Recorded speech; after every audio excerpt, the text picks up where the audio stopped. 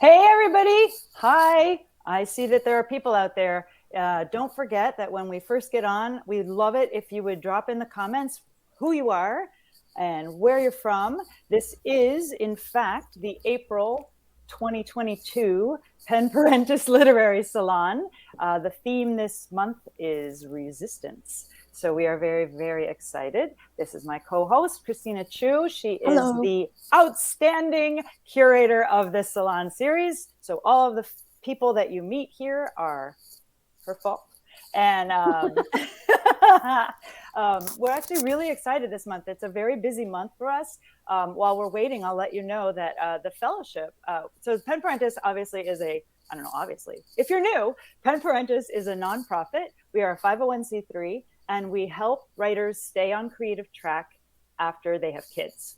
So one of the things that we do is the Salon series, which presents to you all the vast diversity of different kinds of writers who have kids. So that's inspiration for you. And then the other thing that we have is a annual fellowship. And the fellowship is open right now. So if you are out there in viewerland, and if you have a child who is under 10 years old, you are eligible for this fellowship. It's $1,000. You can read on the Salon series. You get a year of mentorship, and you get publication in Dreamers Creative Writing Magazine, which is a Canadian publication. So you get an international publication as well as an anthology. I think they put out an anthology every year. So that's pretty exciting. Hey, Portsmouth, Sandell, it's Sandell. Hi, Sandell. And Blair. Hi, Blair from Toronto. That's very cool. All right. So yeah, really drop your names because we can see you, sort of. What else? Hey, Vanessa. Thanks. Go Pen Parentis. Vanessa is from, I think she does one of our meetups. So the third thing that we do, we have 3 programs. The third thing that we do is we have weekly accountability groups. So if you are a writer and you have kids of absolutely any age, you can join as a title member, support Pen Parentis, get your tax deduction, and we will assign you to one, or you choose, I guess we don't assign you, you choose from our accountability groups, and we have 12 of them now. We have 10 for sure, and I think 2 are forming right as we speak. So you are more than welcome to join one of those and see the kinds of things that we do, backstage. Christina is going to tell us a little bit about the people that are going to read for us. Are we ready? Yes, we are ready. Hello, I'm Christina Chiu. Our 3 authors tonight are Lauren Francis-Sharma. She's the author of the book of the Little Axe, Until the Well Runs Dry. We have Susanna Horng. She's working on a collection of stories. Her fiction and poetry have appeared in Bennington Review, Minerva Rising, Global City Review, and the Rumpus. Michelle Herman is our third reader. Her books include 3 novels, 3 collections of personal essays, a collection of stories and novellas, and an advice book for children. So please welcome our authors. Yay! Yay, authors. Hi, Loretta. Hi, Ingrid. Thanks for dropping in your names into the chat. That's very cool. And hi to everybody who's watching this on playback. Me talking into the future. Hi, Helene. Oh, glad you're safe. Yeah. I'm so sorry if anybody out there has had any, is connected to the terrible things that are going on in Brooklyn right now. Our hearts go out to you. We're going to move ahead. It's very hard. The world is a dangerous place all the time. Hi, Ryan. It feels weird to go back and forth between these kinds of things. But there you go. It's the world that we live in right now, huh? Anyway. Back on track. So what I wanted to talk about was the theme for this month, and it's resistance. I usually choose themes that I feel are kind of in the air, or authors are already writing about it and want to talk about it.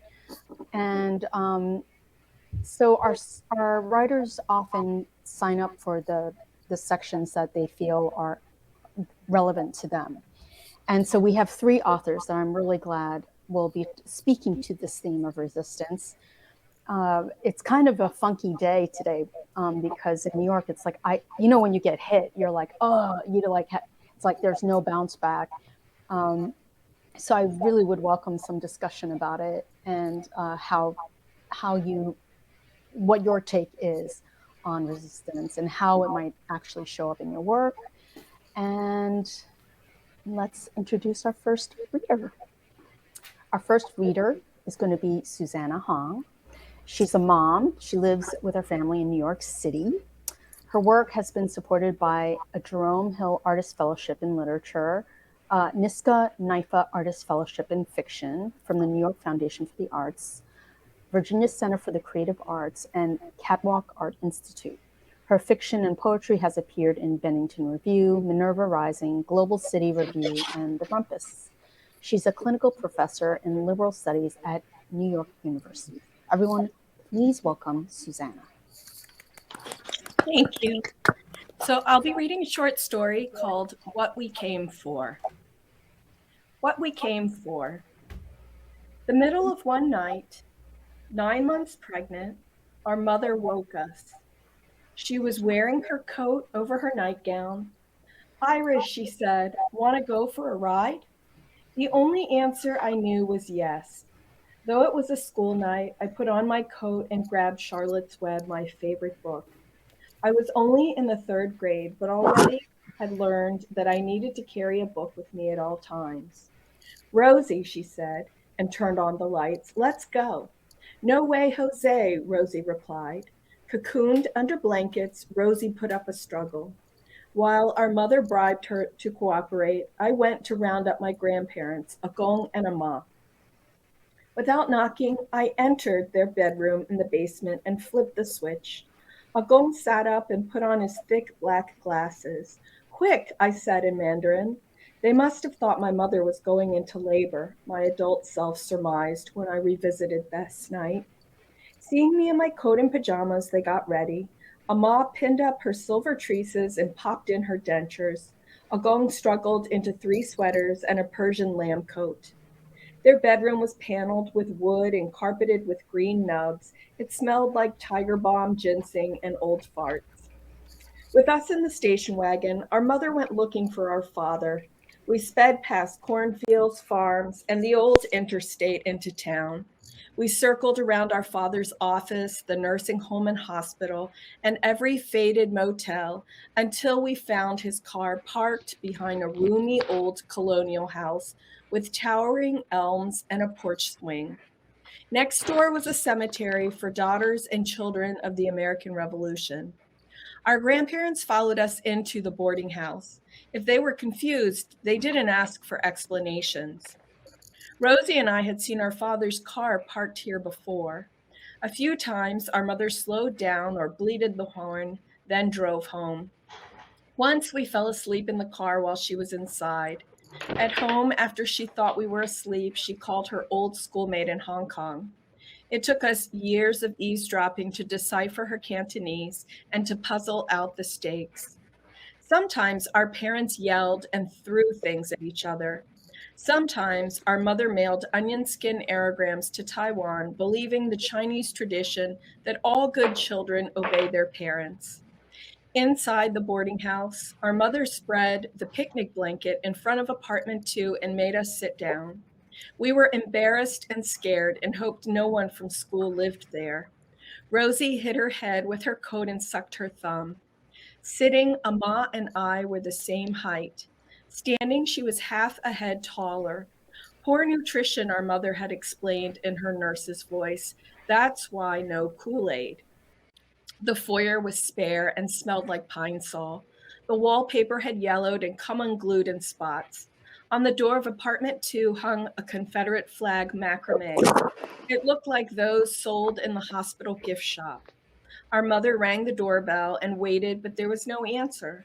She knocked, but there was no response. She pounded on the door.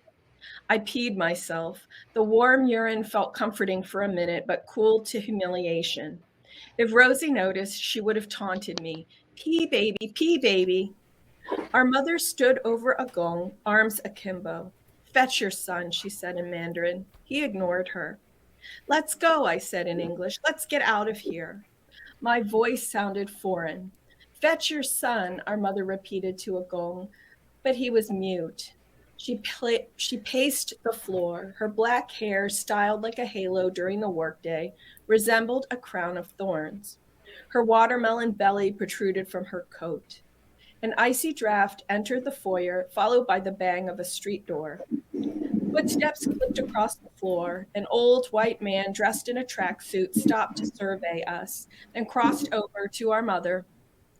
"Ma'am," he said, and stuck his hand out. "I'm the landlord." Our mother ignored his hand and challenged his tired face.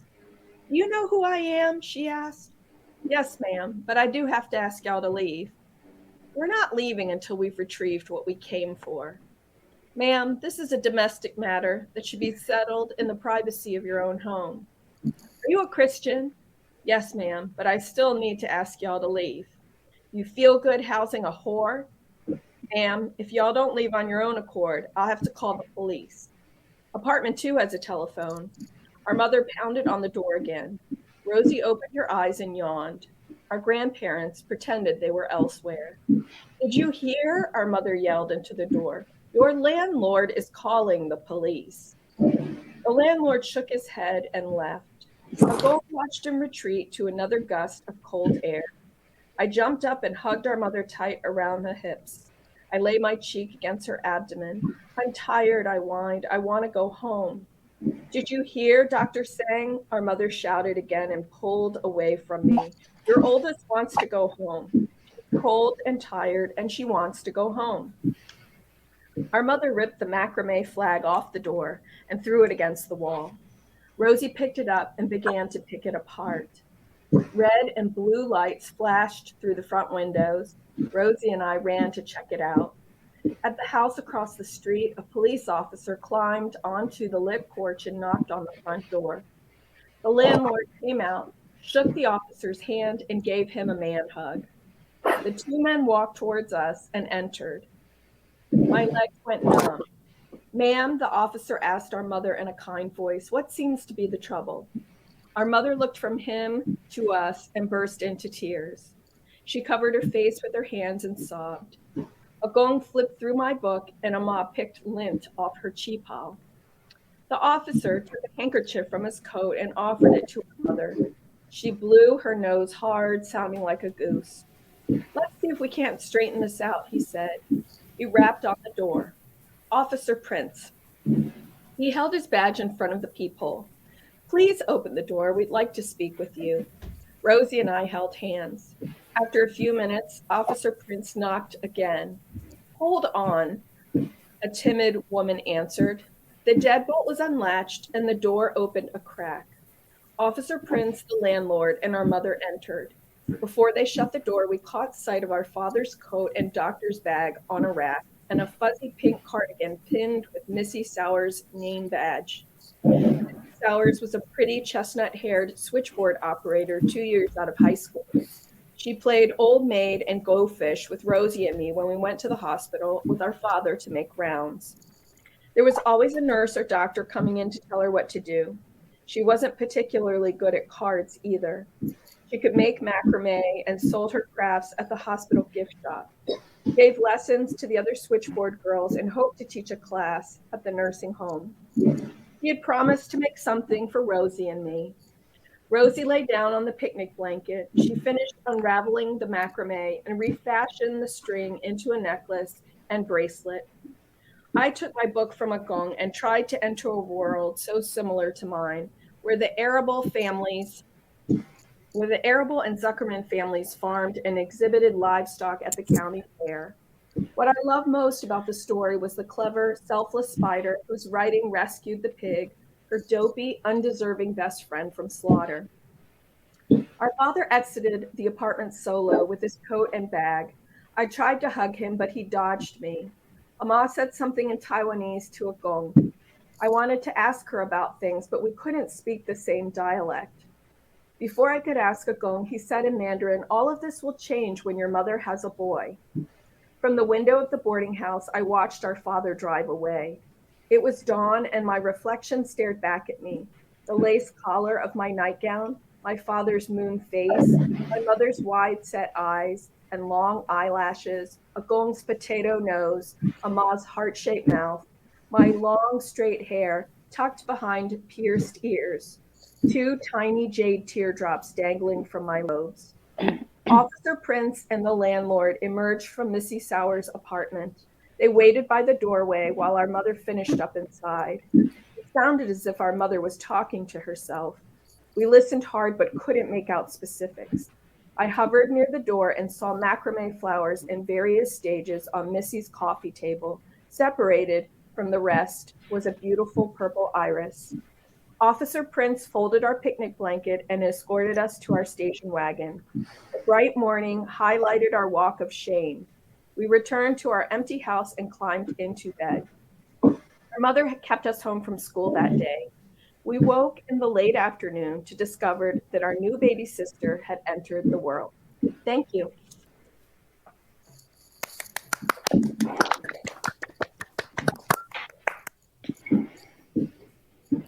So, Susanna, I know we've had this discussion before, and what I love about your stories is that you draw a lot from personal experience, and then you like fictionalize everything. Can you talk a little bit about that? Like, how do you fish for information? You mean from the past or from other people? For your stories. Oh, usually I'm inspired by a moment of tension, or That's good advice. Sorry? That's good advice. Yeah. Well, tension drives everything. Tension drives everything. So I usually start from a moment of tension and then build a story out from there. So there's usually an incident. It's not always the inciting incident of the story, but the incident for this story is a mother takes her young family and parks them outside her husband's girlfriend's apartment. And so that's sort of the inspiration of the story, and it's how to get to that point of, in this story it's the climax, but how to get to that as the climax and how to bring the reader there. Great, thank you. Great. Vanny said that was very powerful. Thanks, Vanny. Oh, thanks. So our next reader is Michelle Herman. She has a really long bio, and it's so crazy impressive. She must be writing like right now. We're not. She's writing. She's writing. One arm is behind her back, and she's typing. No, it's just that I'm very old, so I've had a lot more time to do all this than the rest of you. That's all. You all will have a very long bio if you stay healthy and alive, as that's the trick I have so far. That's all. That's the trick, especially to get your kids to grow up. That's also part of the trick. Okay, but I'm still going to be watching your arm. Watching. Okay. Michelle Herman's books include 3 novels, 3 collections of personal essays, a collection of short stories and novellas, and an advice book for children. She dispenses parenting advice weekly as the Sunday care and feeding columnist for Slate. Her honors and awards include a National Endowment for the Arts grant, the James Michener Award, the Donald L. Jordan Prize for Literary Excellence, the Hasada Harold U. Ribelow Award, and many artist grants from the Ohio Arts Council, as well as multiple awards for teaching at Ohio State, where she co-founded the MFA program in creative writing in the early 1990s. Her essays, yeah, I know, right? Awesome. Her essays and short fiction have appeared in The Sun, American Scholar, O, the Oprah Magazine, Plowshares, Conjunctions, the Southern Review, Story, and numerous other journals. A New Yorker by birth, yes, and temperament, and born in Brighton Beach, she's lived for many years in Columbus, Ohio, with her husband, the painter Glenn Holland. Their daughter, Grace, who grew up resisting her parents' solitary art making by becoming a theater artist, now lives in New York, where she founded a theater company and is a teaching artist focused on social justice through theater and dance. Everyone, please welcome Michelle. And Michelle, could you tell us a little bit about the piece that you're about to read before you read Yeah, it? I will. So I'm going to read from, I'm holding it up. I'm going to read from my new novel, which has just come out. And it will need a little bit of setting up because I'm going to read from smack in the middle of it. There are 5 protagonists in this novel. A young poet, and it's her point of view I'm going to read from. Or I should say a young poet who has just had a baby and so has not been doing any writing. None of us have any idea what that's like. a young magician, not a Harry Potter style magician, but someone who performs sleight of hand magic, close-up magic, she is married to. The young magician's father, who is a famous novelist, his name is Martin. I mention his name because his name will appear in this excerpt. Caroline, the young poet's mother, who raised her as a single mother in a town very much like, but not exactly, Columbus, Ohio. The magician, of course, is from New York, and his father, the famous writer, still lives there. And the young poet's mentor, whose name is Jill. And let me actually, I'm mixing up my excerpt, so never mind. Martin, I don't think Martin or Jill are going to appear in this excerpt, but Jill, they're in the book. So they're in the book. It's very hard for me. I've been giving, because the book has just come out, I've been giving a lot of readings and a lot of very short ones like this one. The other notable thing I want to say is that all 5 of these lives are very much intertwined in the course of the book. And Jill, the poet mentor and professor, was the main character in a novel I published in 2005 called Dog. And I kind of wanted to give her something better than what she ended up with by the end of Dog. So I'm going to turn on a light, put on my reading glasses. So to set the scene, Caroline and Jacob, her husband, are in the room in their apartment that they call the family room. Jacob is practicing magic tricks, as he does constantly in repose. The baby is on the floor on a blanket, and the couple has a cockatiel who is sitting on Caroline's shoulder. And Caroline has been trying to embroider, because since she hasn't been able to write, she's been trying to find a hobby of some kind, and she's been cycling through many hobbies and is dissatisfied with all of them. So she has just put the embroidery down. All right, now I'll read. It wasn't that she minded the work of taking care of Harry. She'd been surprised from the beginning by how little she minded even the most mundane parts of caring for him, changing his diapers, patting his back to make him burp. There was something wonderful about being so necessary to someone, something wonderful about how significant every small thing was. It was not so unlike writing poetry, when every syllable and sound, each word, each line break, mattered so much, except that the consequences of getting each thing right or wrong mattered more now, and it mattered right away. If Harry needed to be changed, he needed it at once. When he had to be nursed, there was nothing in the world that was more important to him, and therefore to her. If you thought of it that way, then her life was immensely satisfying. All day long, she was doing things that mattered.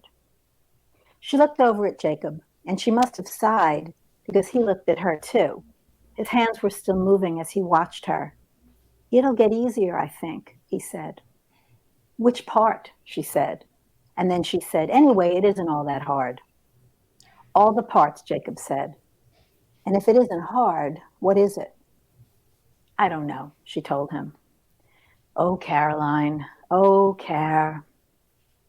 She thought then that if she ever wrote a poem again, it would be about this, about the way he had just said, oh, Caroline, oh, Care, and also about it, everything, not being hard, but how she didn't know what it was then, and about the secret she was keeping from him. See, I knew I forgot to set something important up.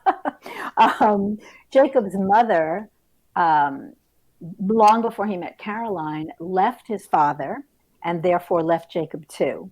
And he has had no contact with her since he was 16. And Caroline has secretly written a letter to her last known address. She has no idea if the letter has reached her, but she wrote to her to tell her that, to introduce herself and tell her that she has a grandchild. Okay.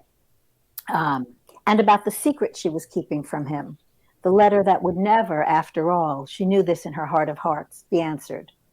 And about the cards in Jacob's hands, his hands like wings, the bird's wings beating softly at her neck, the baby's laugh, the blue satin blanket on the floor, the four corners of this room, the silent baseball game, the piano music just under the surface of everything else. Watching for it? Jacob asked her. Sure, she told him. She hadn't been, but she was now. Flap, flutter, ruffle, snap, the birds shake and squawk, Harry's ka-ka-ka, and here it came. She leaned forward slightly to make sure she caught it, the delicate in-jog of the force card. Yes, she said. Got it. Good eye. Ha, Caroline said. Jacob had trained her eye. She would never have been able to see it if he hadn't slowed the move down for her, talked her through it, showed it to her 1,000 times. Most people would never have been able to see it. Most people would never be aware of most of what Jacob did on stage. They'd never see anything he did that actually mattered, that wasn't decoration, distraction, show. Jacob liked to say, it's all a show, what people see and what they don't, what they know and what they don't, what they know, what they think nobody knows. That's all part of it. But there was something real at the core of that show, Caroline thought, something he did that no one but she could see, no one but she could know. That was what her poem would be about, the poem she'd write if she ever wrote another poem, because everything, the sweet way he talked to her, the nothing that was something but not something hard, the secret letter she had written, the deck of cards in his hands, their son, their bird, this room, came down somehow to this, to how even when Jacob was far away and she was here alone with Harry, only she knew what was really happening. She looked at the thread in her hands. What was she doing? Stupid, she said, so stupid. She must have said it loudly because the sound of her voice startled Delirious, who flapped off her shoulder with a squawk and down to the floor. Harry screwed up his face to cry, but then he didn't. Caroline saw him notice the bird beside him doing her jittery walk-jump step on the blanket satin edge. The baby's face changed. He spit out his sound that was just like a laugh, that ka-ka-ka. And Caroline said, I'm sorry to break this up, you guys, as she dropped the needle and thread on the table and reached down to scoop up the bird. She put Delirious back on her shoulder. She closed the library book. Enough. Harry looked up at her, aggrieved. If it were left to him, the bird would be close at hand at all times. She thought about how the first few days after he was born, she'd been afraid to take Delirious out of her cage, afraid to let the bird sit on her shoulder or atop her head, the way she had since they'd first brought her home from New York, from her exile in Jacob's old bedroom. She kept her in the cage for almost a whole week, because what if Delirious were jealous or anxious or angry enough about the baby to fly at him? Jacob said, she won't hurt the baby. She loves you. She wouldn't do anything that would upset you, and she can see how attached you are to Harry. But he didn't tell her she was being silly. He didn't tell her the bird could not be jealous. A bird could not be jealous. They both knew that wasn't true. And in the end, she had decided that keeping the bird locked up was likely only to make matters worse. Delirious would figure out, if she had not already, that it was the baby's entrance into their lives that had led to her imprisonment. I'll stop there.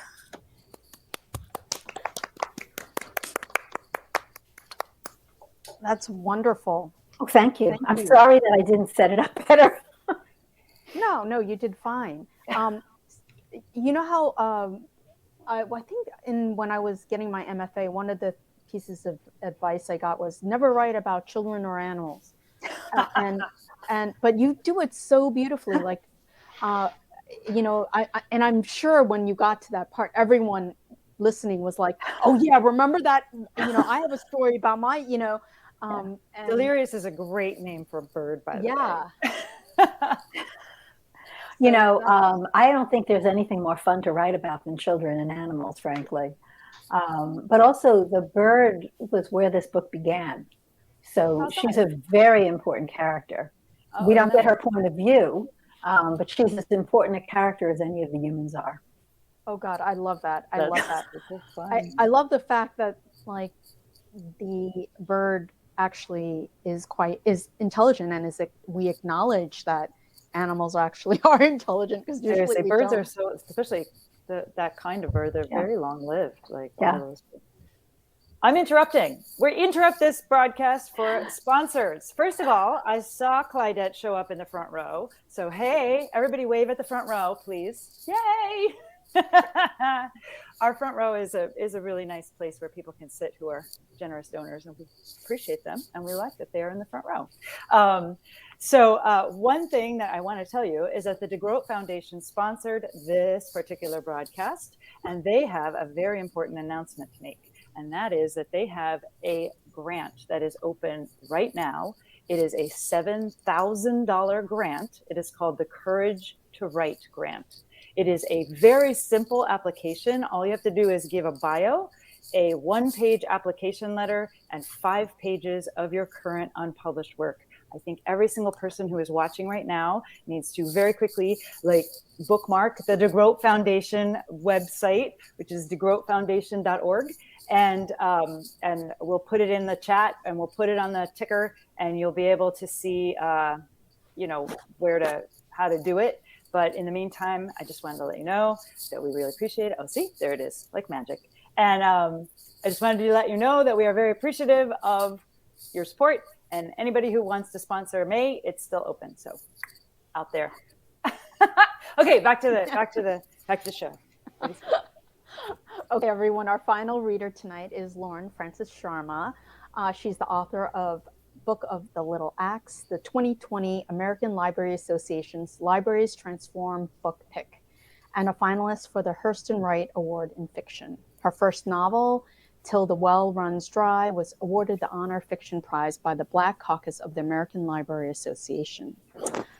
Lauren is a graduate of the University of Pennsylvania and the University of Michigan Law School.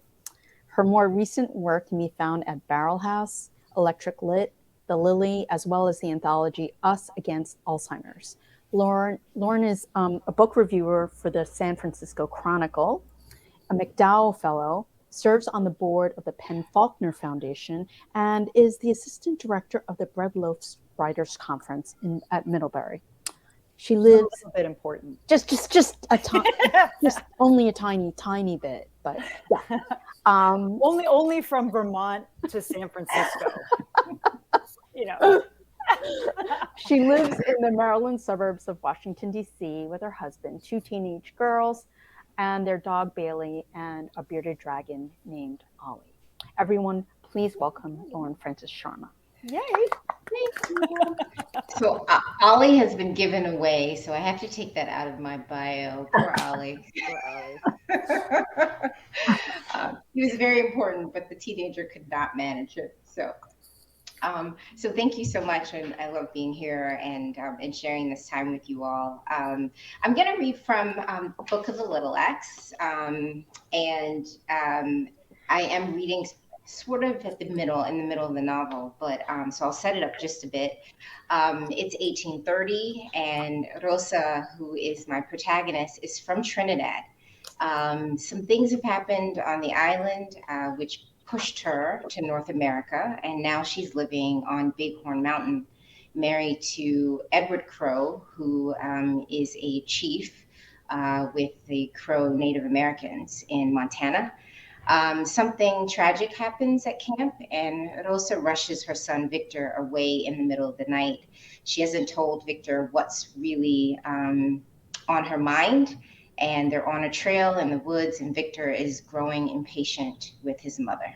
Lauren, is it set in today, or is it 1830? Oh, God, sorry. Yeah, sorry. Cool. That night, as Ma slept and Victor kept watch over Martinique, Ma's horse, it felt like a circle of fire had pestled itself into his chest. He thought of home, his sisters, all that he believed lost to him, and felt his thoughts like a rope, its strands swelling and tangled. Wake up, Victor. Ma was kneeling over him, shaking his shoulder. You mustn't cry in your sleep. She seemed sore, like she'd seen something she hadn't wished to see. Victor rubbed his eyes, startled, before realizing Ma was really upset with him. And when, Ma? When can I feel what I'm feeling? Ma sat down, pulled her knees to her chest, and stared at Victor over the dying fire in a way she'd done only when she thought he did not notice. I need to get back home, he said. Your home is with me. What does that mean? The way Ma spoke was never plain. Words always masks. What do you think a mother does, Victor? What do you think I am? A mother, not a mother, your mother. Your mother who drips the world into your mouth like milk from a teat, making sure the host is healthy, making sure you don't get too much or too little. How does that host get fed, Victor? I bring her grain. I fatten her up. You want the whole world? When you see how big and ugly it is, you'll wish for me to break it into pieces and feed it so you don't choke on it. This is not Trinidad, he said to her. I'm not a little boy in knickers eating tea sandwiches or whatever it is you dream about that place no one has ever heard of. Ma doused the last of the embers with water and settled back onto her mat. You're a child. A child? Then it'll be a child returning home in the morning, Victor said. In the days before his disagreement with Ma, they had alighted upon the Missouri River path. Its woodlands were thick with brambles and brush and fat rattlesnakes. They'd had to detour, for Shields River had bloated to impassable at each end, and mud had cascaded down the sides of the Elkhorns, trapping them to the east and to the west, until rain mercifully washed away some of the sludge. All this they had managed with aplomb, and yet it was upon Victor's return to his sleeping mat, after relieving himself, that he stumbled like a little boy onto a coiling, clawing branch, held onto his flesh, gripping it as though starved. Victor, Ma called out. He bit down on the pain and assured her all was well, but Victor couldn't return to sleep, and at daybreak his leg, from ankle to hip, bulged with fever. He wrapped the wound and wished not to have Ma mother him, prideful and too embarrassed to need her. But his fever raged. A breeze blew and it sprinkled ice onto his cheeks as Ma propped her musket against a tree trunk. She scooped up his leg and set it under her armpit. The leg was plump and shiny, and Victor thrashed and pushed Ma back into her musket, which tipped and slithered inside a brittle clump of leaves. It was early the next morning, and still Ma suctioned Victor's leg, leaving a trail of bruised ovals atop the shiny. By dusk, the shiny dulled, and Victor's head regained its weight. And when he could think clearly again, Ma shoved a cut of sheepskin into his mouth and sliced open his thigh until the blood stood raised and stiff like seeds forced to applaud her. Ma lifted his head to the pouch filled with bitter tea. Her eyes were shadowed, and she slouched like an empty, twisted sack before him. Drink up, she said. Is this like your mama's tea? No, I don't have what I need for my mother's tea. Why don't you ever talk much about your home? Because children use words like against you, like tea sandwiches and knickers. Victor grinned, but he knew he'd hurt her. The way you spoke to me, I would never have spoken to my mama like that, she said. I'm sorry, I am. Victor watched her expression, trying to discern if she was open to another question, but could not be certain. Why did you leave home? He asked. Ma wiped the lip of the pouch with a worn hemp cloth and placed her hand across his forehead, flipping it over, hoping it seemed that at least one side of her hand would register the relief she desperately sought. I left because there could be no more dignity, and without dignity, living becomes unworthy of life. She avoided his eyes, placing the cloth back onto her waist, storing the pouch in the sack that she would forget later to haul into the branches of a tree. I'll end there. Yay. Wow, how did you do research about like how she dealt with the leg? Like how did you do that? Yeah. It's a good question. I'm actually, I think that might have come from, there's a character in my book. His name is David Thompson, and he sort of set up a lot of posts out west, and he left a 800-page manuscript of sort of everything that he went through during his time, sort of, exploring, so to speak. And I got my hands on that, and I really used a lot of David Thompson's experiences and everything that he left in there, and sort of sprinkled it in the book. One of my characters actually meets him at some point in Idaho. So Idaho actually becomes kind of an important place in the novel. So I used a lot of David Thompson's sort of, in the moment experiences. Yeah. 800 pages. Imagine carrying that around with you while you're like, how do you even, that's a lot of paper. It's a lot of work. Yeah, it's incredible. It's actually a really incredible manuscript. Yeah. Wow. So interesting. All right, Somebody, Akeem Alexis said, wash hands, wash hands, wash hands. Love this. Thank you, Akeem. Before we move on to this discussion, let's go around and just, can you talk a little bit about the kids that you have and what ages they are, where you are with your parenting journey, and the journey and the career and all that stuff. Lauren, why don't you start since you just finished? Yeah, sure. I have a 17-year-old and a 15-year-old. When I wrote my first book, they were 3 and 5, or 2 and 4. So it was quite a challenge. I always tell this story, but I just sort of decided to put my legal career on hold, just to sort of get the youngest one to pre-primary school, when I decided to take up this thing that I'd failed at over and over again, which was writing. And I decided to do it slightly differently this time. I was like, okay, I'm going to find like a place, where other writers are. And I found the Bethesda Writer Center, which I think now goes just by the Writer Center here in Maryland.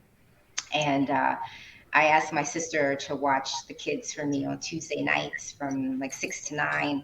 And I remember just being like, she's never going to do this. No, she won't. And she said yes. And that was a big moment. Her saying yes was like sort of the door opening for me to be able to sort of walk into what I did not know was going to be my new life. So that's so great. And that also gave your kids a relationship with their aunt that was very special, which is win-win, right? You got a career, she got a better relationship with the niece and nephew. That's right. Yeah. Good idea. Out there, mark it down. Like one more way to get that right. Yeah, everyone listening. Yeah, like start writing it down. Which of my family? Oh, Sandel Morse out there said these are wonderful readings. Thank you, and we got applause from Ingrid Young. Yay! Michelle, how about you? Tell us about your kids, Susanna. Oh. I have a daughter. She's 17 and she's a senior in high school, and she will be going to college in the fall. So I feel that I will have a lot more time to work on my projects while she's at school. And I work full time. I teach 3 classes a semester, so that's pretty labor intensive. I teach writing and cultural studies. So it's challenging finding a balance amongst all 3, but slowly coming together. Yeah, for sure. Did you start writing while she was little? I started. Were you already writing before you had her? Yeah, I started writing before, and I wanted to be home with her as much as I could. So I just juggled teaching while she was in school and then being home with her. And I think she's had, a very rich and fulfilling childhood. So when she was little, where did you find time to write? How did you make time for your writing when she was small? Well, first she went to daycare, and then while she was in school during the day. Nice. And I'm actually a night person, so I work best when she's asleep. Only she never liked to nap, so that was a problem for me. But I would get most of my work done after she had gone to bed. Cool. What about you? I always wonder if that's out of necessity. Do we become night writers out of necessity? Yeah, I never became one. No, I cannot. I never have been able to write at night. So necessity wouldn't have done it. Well, yeah, I mean, we have people that get up very early in the morning before the kids wake up, and they manage to write then. And then we have some kids who are awfully clever and get up when their mom gets up, which seems really wrong. Like no matter how early mom or dad, even like whoever gets up early, that's, all of a sudden. Yeah. Michelle, tell us about your family. So my story is sort of different. I mean, I was writing for many years before I had my daughter. I was 38 when she was born. I published my first novel at 35, but I had been writing and publishing short stories for years before that. And it was always agony for me, writing. And I actually found that writing got easier for me after I had my child. Now, I only have one child, which I think makes a huge difference. And because my husband is a full-time artist, he didn't have a regular job of any kind. So money was tight because we were depending on my salary almost entirely all these years, but he was available. And so not only was he available to take care of her in the morning so that I could write, but also for me, I'm trying to figure out how to put this. Writing got better for me, I think, because for so many years I had all my eggs in that one basket. My entire sense of self-worth was based on how much I was writing, whether my writing was going well, was I publishing or wasn't I publishing. And I was convinced I was never going to marry or have children, absolutely convinced of it, because I didn't think it would be possible. It was hard enough for me to juggle my teaching job, which was very demanding, and my own writing. And then, I don't know. I mean, I met Tilly Olson early on. I had brought her here. I used to run the Visiting Writers Program, and she advised me to not have a child until after I'd written my second book, to just wait. And I didn't take her advice because writing was going so slowly. And honestly, it was 8 years between my first book and my second book. And I became much faster, much more efficient, much less precious about my writing. I used to be the sort of writer who had to have X number of hours and everything had to be lined up and things had to be silent. And I learned to write with my baby in my lap while nursing. And as she got older, I had my study, which I'm sitting in now, was filled with toys, and she would be on the floor playing. As she got older, my first nonfiction book, which I published when she was 12, but I wrote over a course of about 4 years, much of that book was written while she and her best friend were running in and out of my study, reading over my shoulder, offering help. Both of them ended up being a real presence on the page because it was a book about motherhood and daughterhood. And I feel like I learned much better how. I know this sounds, when I talk about it to young, they feel like I'm telling them a fairy tale. But for me, it completely changed my outlook about writing. And those good habits I developed, I kind of learned to stop, drop, and write. If I had 10 minutes, I could get some writing done. I hauled my laptop with me. I wrote an entire book sitting on floors outside, piano lessons, guitar lessons, voice lessons, water practice, ice skating. Yeah. I mean, I mean, we hear a lot of that people like find the time outside of swim lessons in their car, or, it's desperate. If you need to write, then you need to write, and you get much better at just writing. And I honestly, not being in your head. I think because I used to have, in summer, for example, I had my days completely free before I had a child. I wasn't teaching. My time was my own. I feel like I frittered away an awful lot of it. I really do. And once it became, I had that kind of urgency about it. I mean, and I've kept it, I have to say. So, and I'm 67 now, so I've kept it for a long time. My daughter is about to turn 29.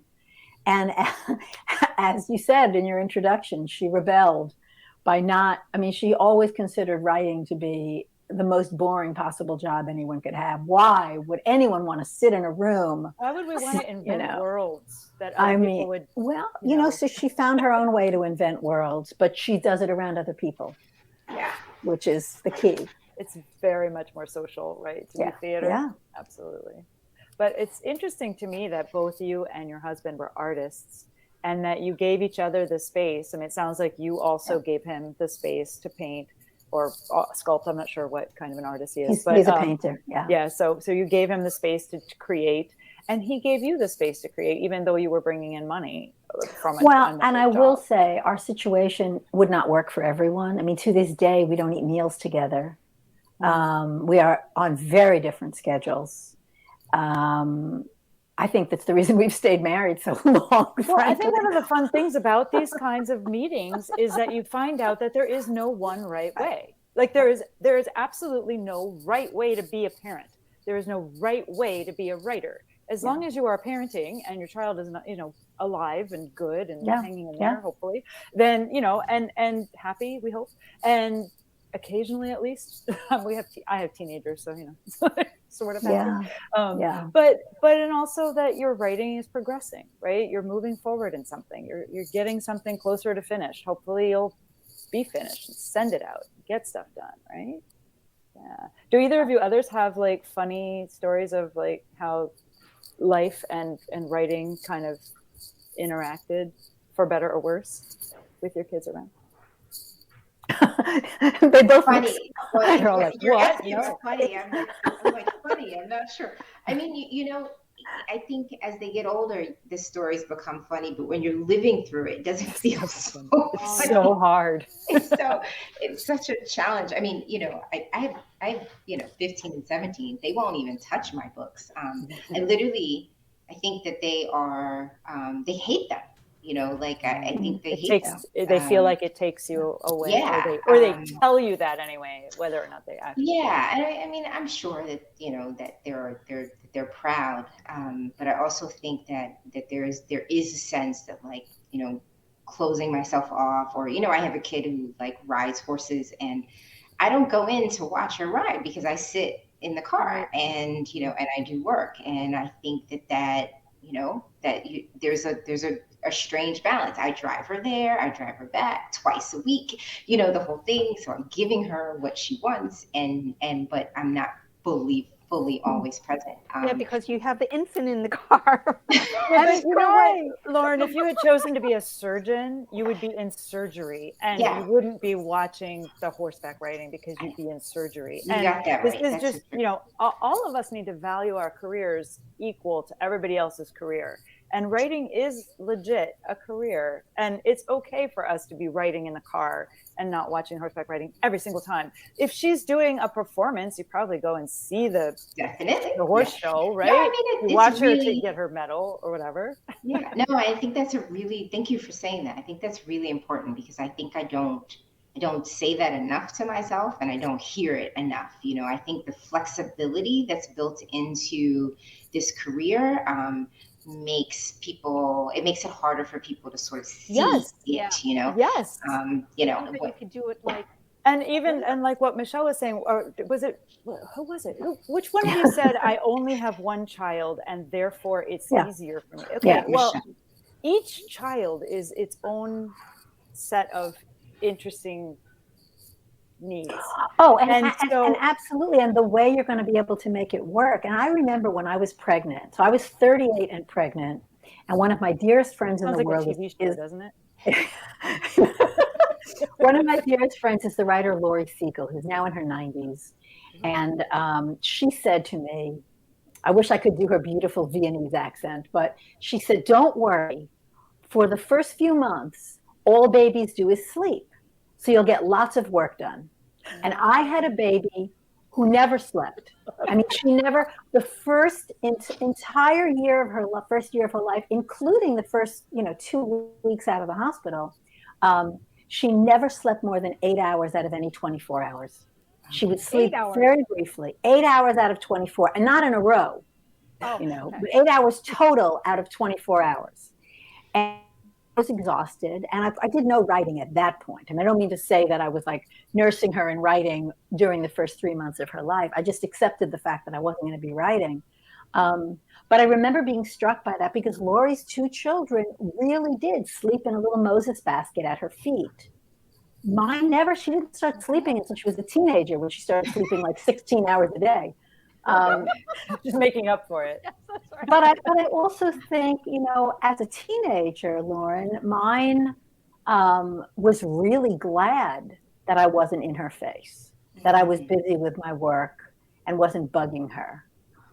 So I think, you know, and the fact that I was able to write when she was 8, 9, 10, 12, with her in the room with me, which is also because of the kind of kid she was. She was very content to go about her own business just to see that I was there nearby, not interrupting me, but, you know, just kind of present. And so I got lucky, I think. It's lovely. Susanna, when you have a day job, right? Very demanding, you have to think about that and do all the things. So how do you switch over into your writing? Do you keep it very compartmentalized, or do you spread it out? Are you catch as catch can with your writing, or do you have like, this is when I write right now, this is it? No, it's like popcorn style. I mean, I'm always thinking about my writing, and everything I do, I'm always thinking about my writing. If I can borrow something I hear on the subway or an action that I see happening in the classroom. I'm pretty fortunate with my kid that she loves to read, and we can talk about, like, from the time that she was little, I would take her to the 92nd Street Y. They had this wonderful reading series, and they would invite children's writers. So we got to see Natalie Babbitt, we saw Catherine Harrison, we saw Kate DiCamillo, we saw Walter Dean Myers. Just amazing writers would come and talk about the process and read some of their books. And so she got used to going to readings from a very young age. So she will go to readings with me. And it's really nice to be able to talk with her about, you know, because of the generational difference and also our experiences are different. It's great to hear her take on a writer. And she's just a really great sounding board. And so I really am thankful for that relationship with her.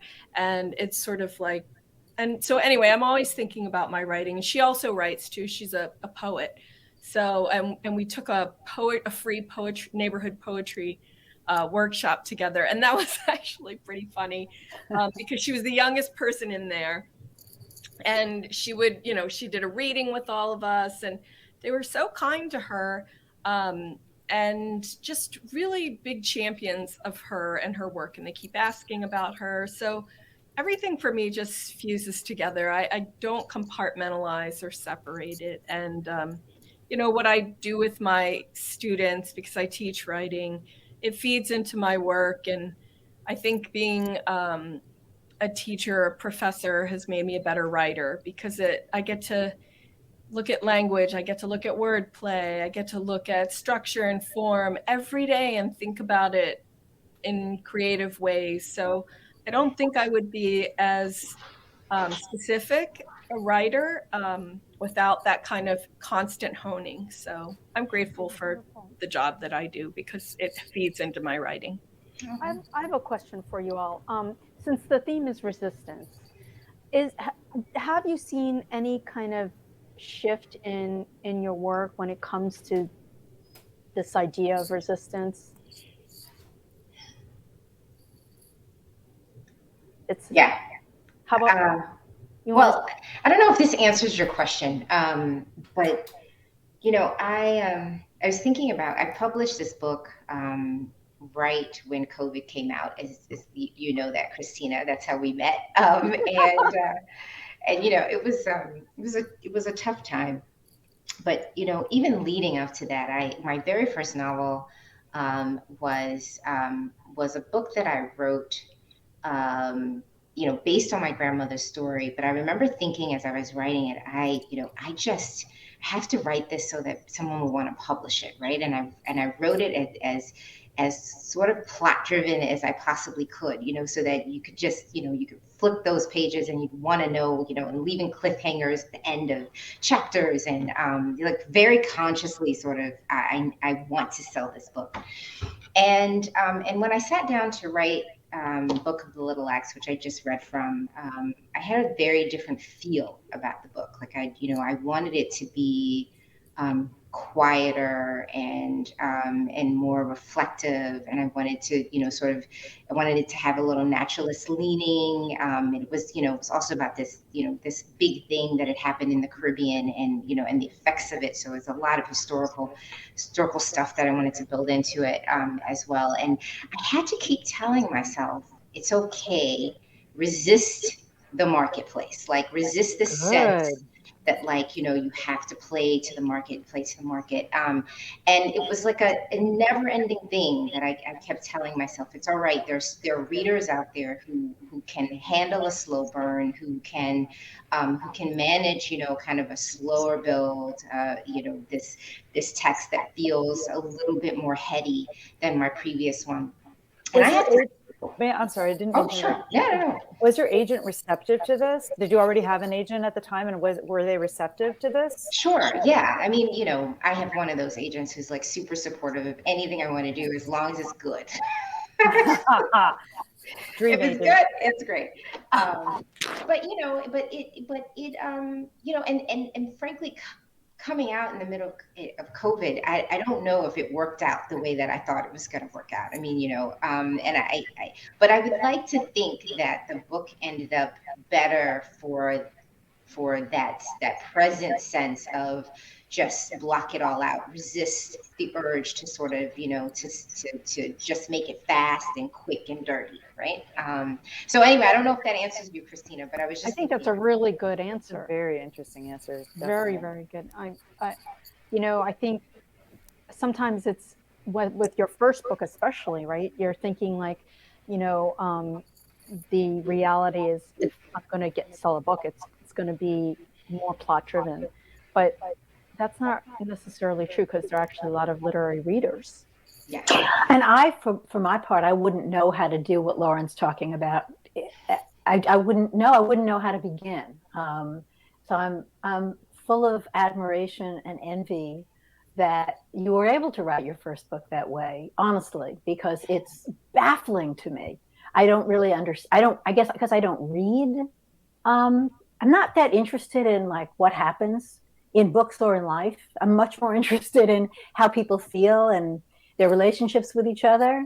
I mean, in movies too, I like those movies that everybody complains are too slow, or the movies I love most.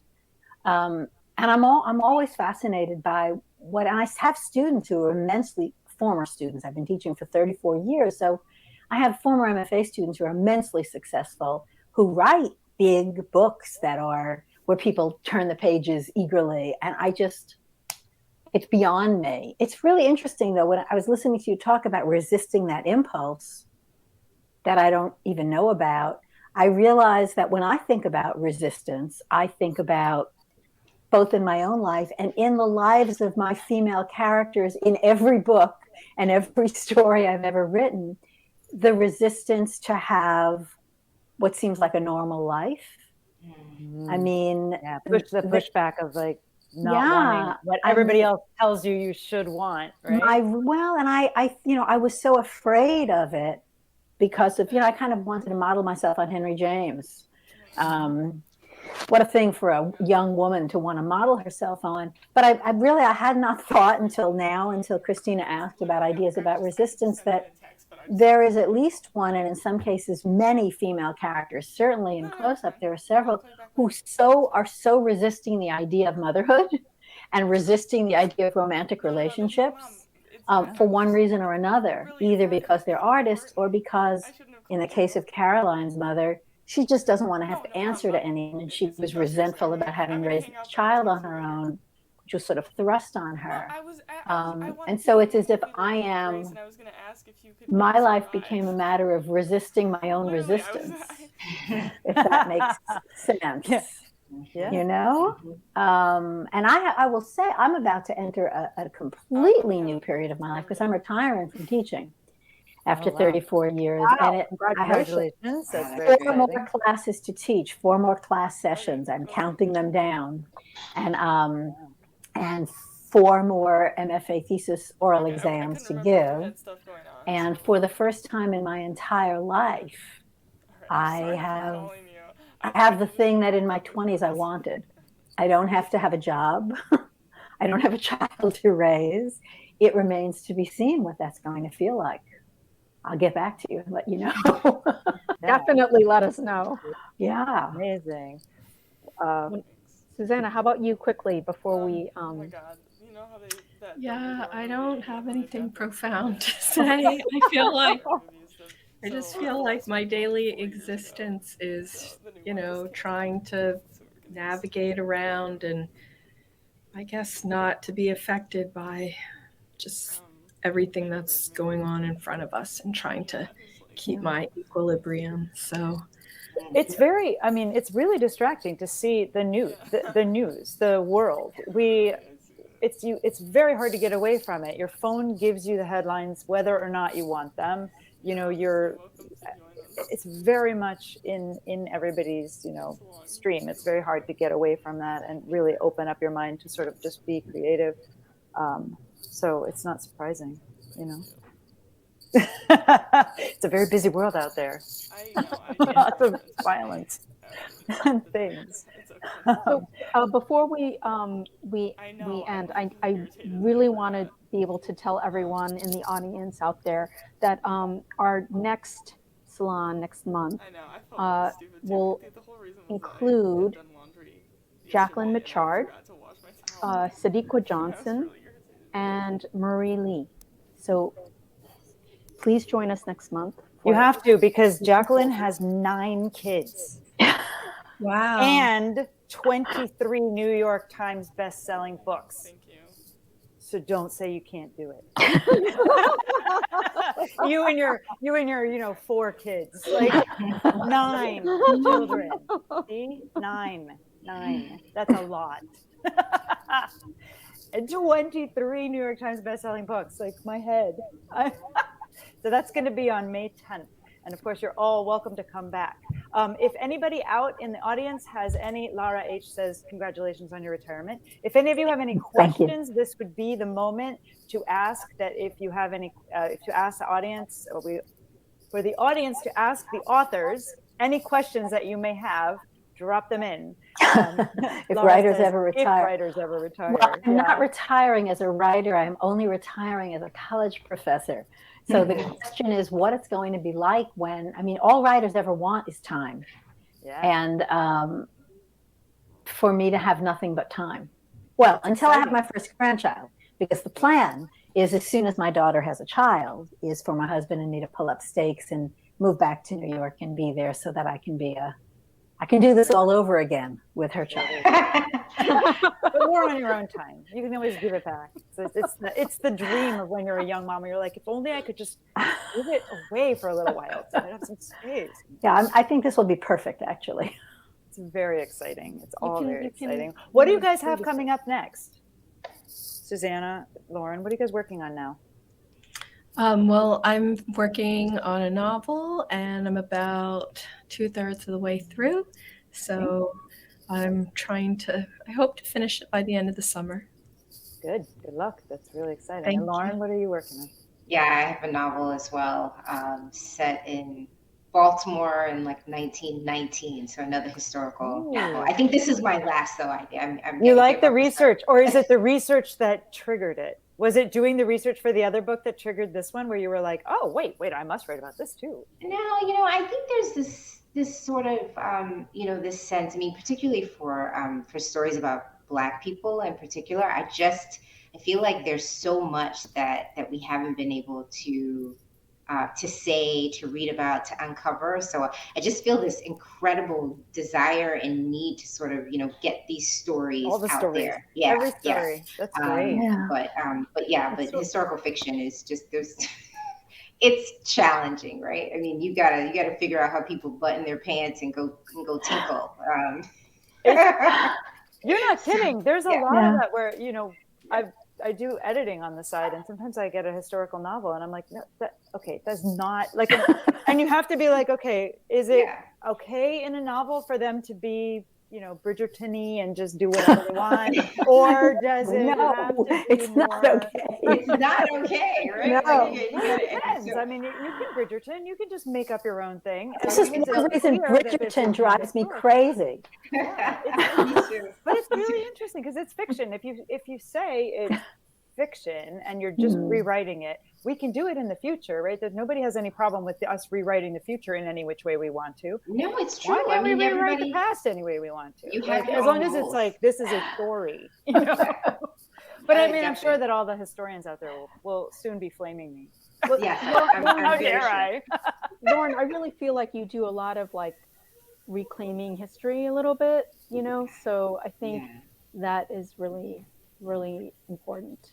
Thank you very much. Did you have any, just out of curiosity, when you were writing Little Acts, did you have anything happen where you were intending something and then the research said, no, you can't do this back then? And then you were like, my plot. Oh yeah, tons, right? Really? I mean, well, you know, my protagonist is a Black woman who has to leave Trinidad and somehow get to Montana during the time when there were still slaves. So I had to build a whole new character in to actually help her physically move from one place to another, change my whole book, right? I mean, if she were a white woman, it would have been, you know, slightly different. But you know, I had to sort of create a whole path for her to go through land that, you know, there were no, you know, not slaveholding states. I mean, it was fascinating and frustrating. Yeah. Yeah. That's Wow. so interesting. Laura H. out in Viewerland would like to know from all of you, how do you know when you're done with a novel or story? Sorry, I don't mean to laugh. We're all laughing. Yeah. It's the laughter of love. What is this thing you call done? I know. I mean, I will tell you that I have rarely given a reading from a published book where I wasn't rewriting in the physical book for the reading. Totally. Yeah, I mean, it's done. You know, it's done when you finally say, "All right, I take it away." I can't do anything else to it. I think. Yeah, I think enough people sort of say to you, this is, I mean, I almost need somebody to say, this is good, this, you got it, for me to stop, because I'll just keep doing the same thing Michelle does. Yeah. And I mean, I often think that left to my own devices, I would be kind of like Proust, you know, when he died after the 7th volume of his novel. And I don't think it's that he was done. I just think he died. I think he would have just kept writing more volumes. Like eventually you just have to stop. Yeah, there is such a thing as too much editing or too much rewriting, too much reworking. And I think the goal is to stop just before you get to that point. You still how do you want. know you're there? Well, it's tough. It is tough. I mean, what is the measure that you use for your own writing, Susanna? Well, I try to end on a moment of openness and surprise. I want to end on, well, like to go back to tension. I want to end on something that feels like there's movement, that the story is continuing beyond where the words end. And so if the story continues in your mind beyond where the words end, I think that you've done a great job as the writer, because the reader is still thinking about your work and still turning it over. Whereas if it ends like, and they lived happily ever after, that's a dead ending. I think and they lived happily ever after is exactly to your point. And they lived happily ever after is like, this goes on and I don't need to tell you anymore. You can imagine how the rest of this story goes. Like it's not like, and then they got married and that was the end of the story. It's like, and or you get to happily ever after and there's an extra. Oh, you start laughing when you get to that line. Like, We're like, and then the real story started. Then the real story. You guys, I am so sorry to stop us. Speaking of like ending on a thing. Oh, Sandel just said she agreed with you, and that was what she loved about your story was the. Thanks, Sandel. So, thank you so much, Lauren, Michelle, Susanna. We give you a round of applause. You guys are amazing. Thank Really you so much appreciate for joining us tonight. Thank you really for having appreciate us. our funders. We appreciate our board, our grant from NISCA and from Poets and Writers. And of course, to the DeGroat Foundation, we appreciate you sponsoring tonight. And we hope that everybody goes out and applies for the grant And also don't forget that our fellowship is also closing soon. So you have until April 17th to get in your things. If you have a child under 10, it's on our website, penparentis.org/guidelines is a good place to find it. There's our website. What? Like magic. Everybody come back again on May 10th. And we have 3 fabulous people. Marie Lee is coming back again for the second time. Jacqueline Michard, is that her name? Michard. And with her 9 children and her 23 books. And of course, Sadiqa Johnson. So we're very excited. And thank you all so much for coming. We'll see you next month.